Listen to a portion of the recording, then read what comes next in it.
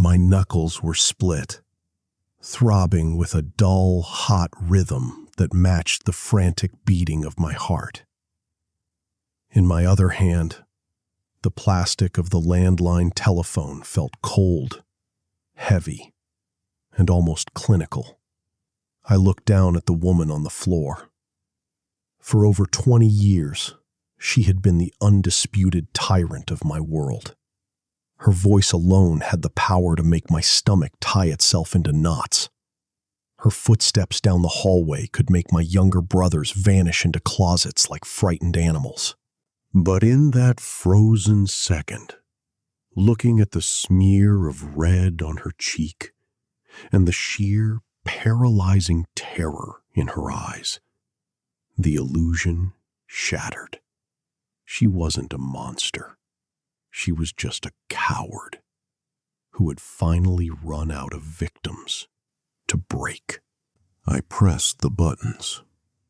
The dial tone hummed in my ear. A flat, indifferent sound. I looked her dead in the eye and whispered 5 words. You are so fucked. But to understand how we ended up on that kitchen floor, with the smell of spilled coffee and a lifetime of unspoken rage hanging in the air, we have to go back to the deployments, to the quiet, suffocating house, to the slow rot that started long before the police sirens began to wail in the distance. I grew up in a military family. To the outside world, we were the picture of discipline and patriotism. My dad was a shadow of a man, always packing a green duffel bag, always preparing for the next deployment, leaving behind a pristine lawn and a flag waving on the porch. But when the front door closed and the dust settled from his departure, the reality of our household emerged. My mother had married him at 18. She got pregnant, traded her youth for a military paycheck and a dependency card, and spent the rest of her life bitter about the transaction. She didn't want a family.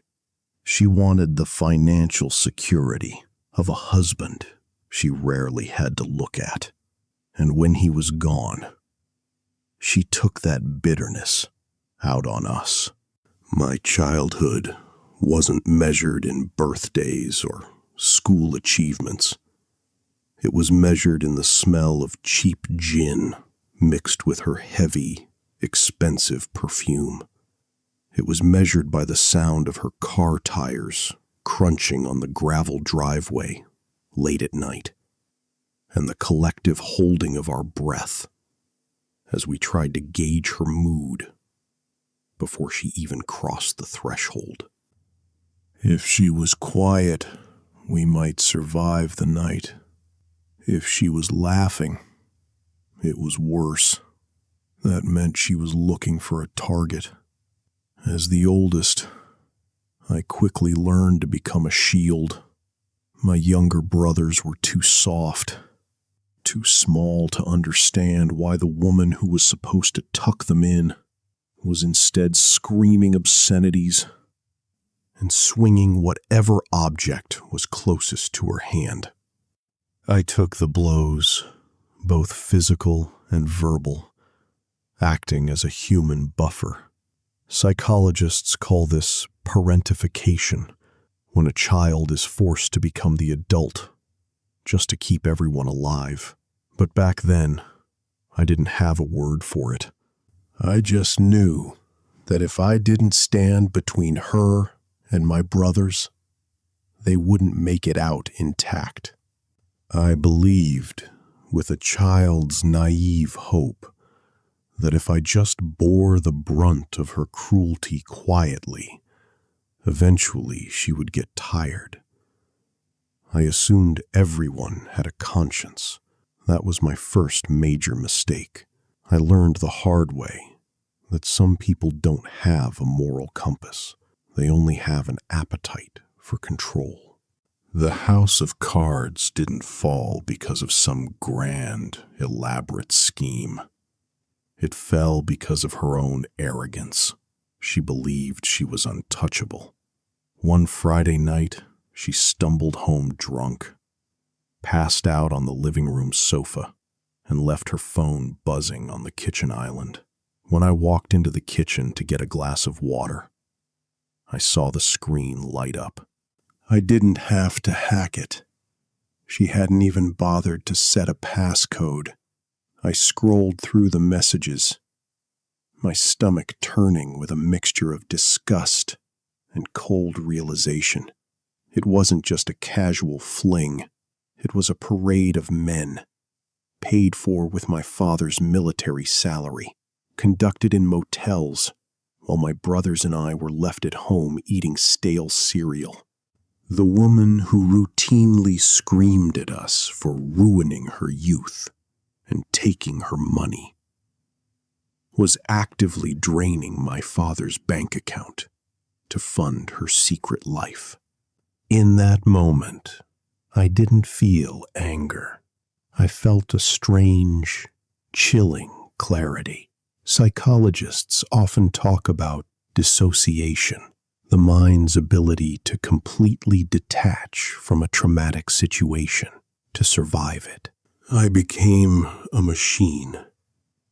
I used my own phone to take crystal clear, high-resolution photographs of every single thread, every name, every hotel receipt she had digitalized. I backed them up in 3 different folders. I didn't confront her. If I did, she would delete the evidence, spin a lie, and play the victim. No, I had to wait for the only man who could actually end this. 3 weeks later, my dad returned from his 6-month deployment. He looked older, his face lined with the exhaustion of carrying a rifle in a desert halfway across the world. I waited until my mother went out to meet one of her friends. Then I sat my father down at the kitchen table and slid the folder across to him. I didn't just show him the infidelity. I told him everything. I told him about the bruises my brothers and I had covered with makeup, the nights we spent locked in the upstairs bedroom while she threw glasses at the door, and the empty gin bottles hidden in the laundry basket. I watched the color drain from his face. His fingers tightened around the edge of the wooden table until his knuckles turned completely white. He didn't yell. He didn't break anything. In the military, you are trained to compartmentalize threat. He simply closed the folder, looked up at me with eyes that were suddenly completely hollow, and said, "Thank you, son." What followed was a masterclass in psychological warfare. My father instructed me to say absolutely nothing. For 2 agonizing weeks, we lived under the same roof, pretending everything was normal. I had to sit across the dinner table from her, watching her complain about how hard her life was as a military wife, all while knowing her bags were already being metaphorically packed. There is a quiet, almost intoxicating power in knowing someone's ruin is imminent while they remain completely oblivious.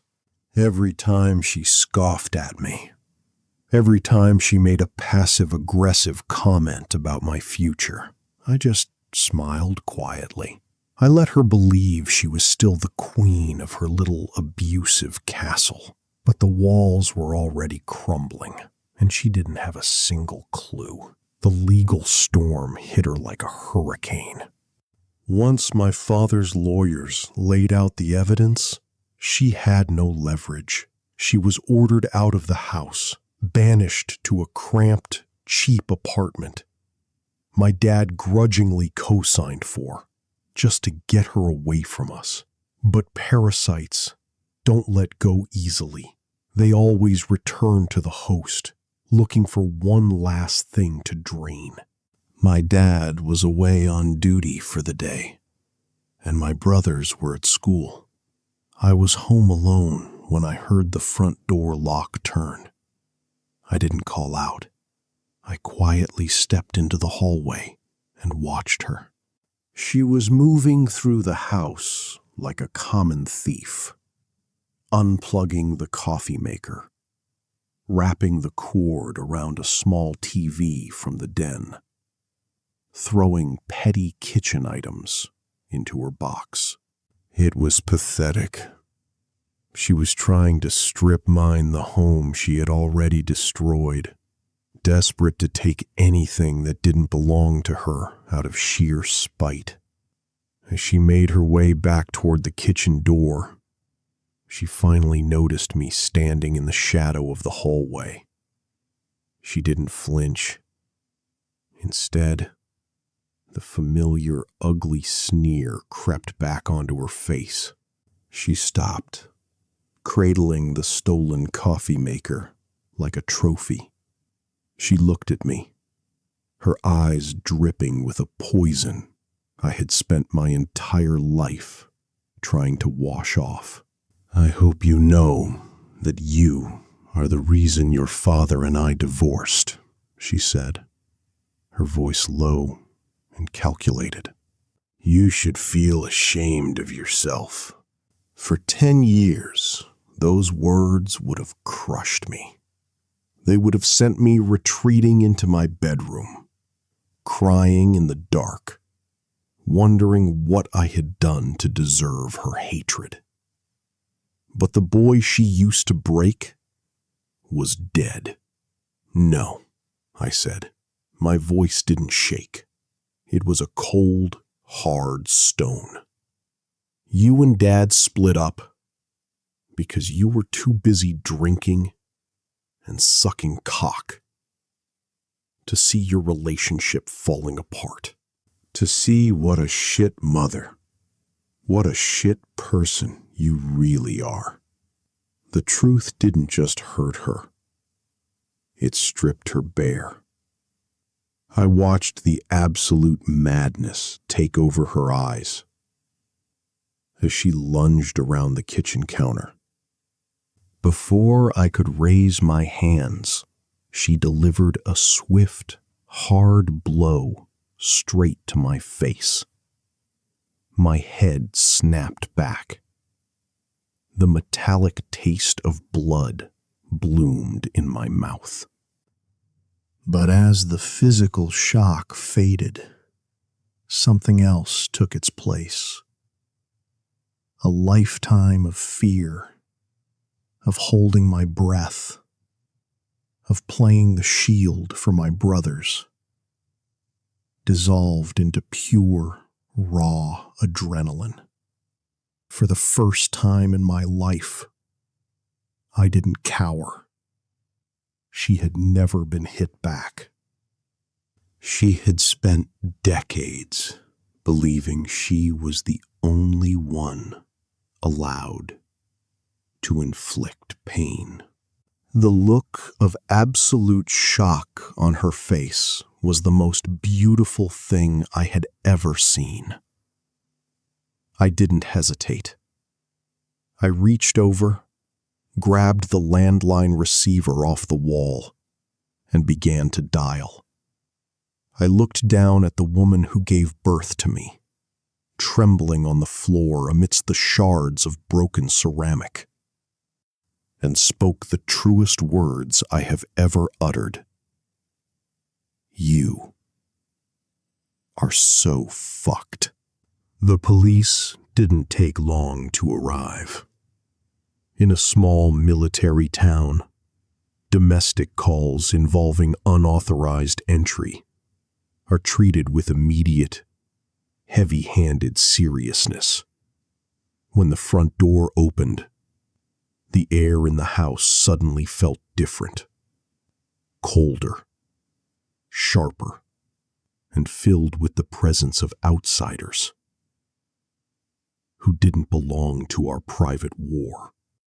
The moment the officers stepped into the kitchen, my mother's survival instincts kicked into overdrive.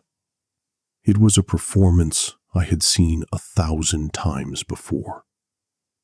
She collapsed into tears, her voice rising in a hysterical, high-pitched shriek as she pointed a trembling finger at me. "He attacked me," she sobbed, clutching her jaw. "My own son. He lured me here and beat me. Look at what he did to my face." In the past, her theatrical manipulation would have terrified me. But as I stood there, feeling the cold air from the open door wash over my face, I felt absolutely nothing. No panic, no fear, just a profound, heavy silence. I didn't argue.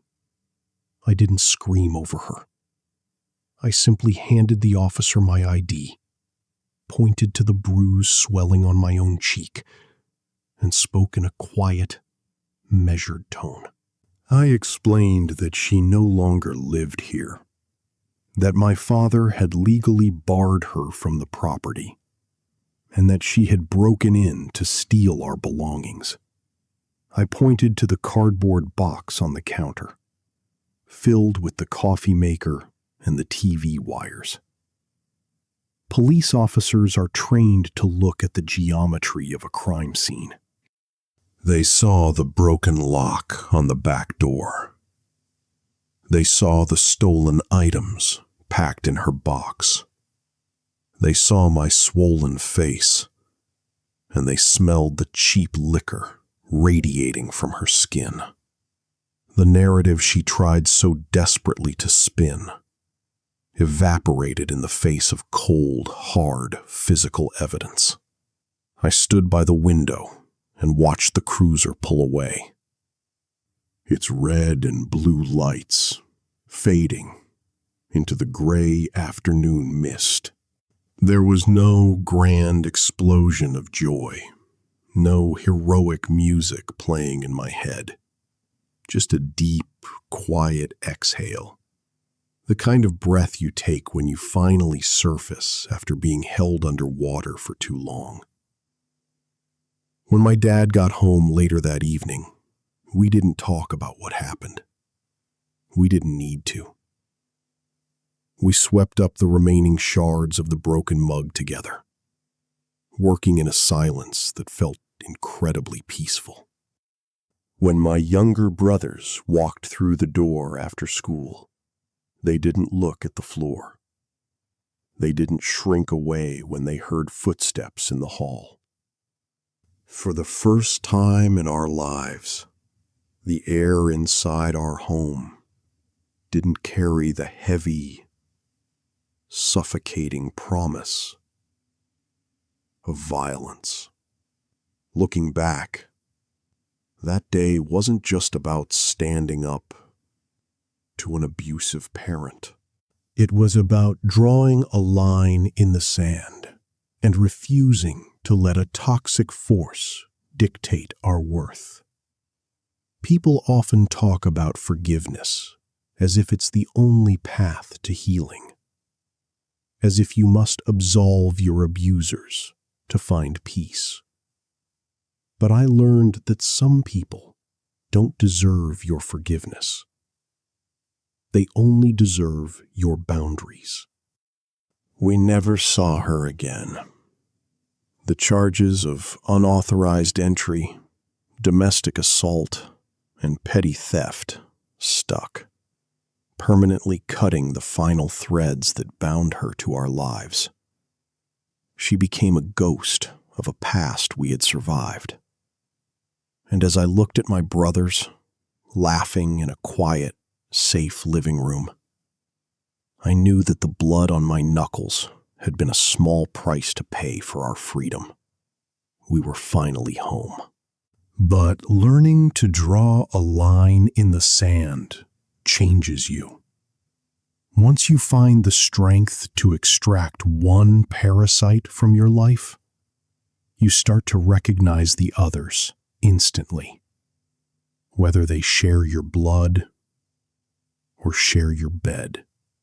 You begin to see the people who have no warmth of their own, the ones who try to build their entire lives on your trust, your love, and your effort, only to betray you the moment your back is turned. If you want to see what happens when another master manipulator tried to build his happiness on stolen warmth, only to watch his entire life and every single piece of his furniture stripped away in a single afternoon, click on the video on your screen right now.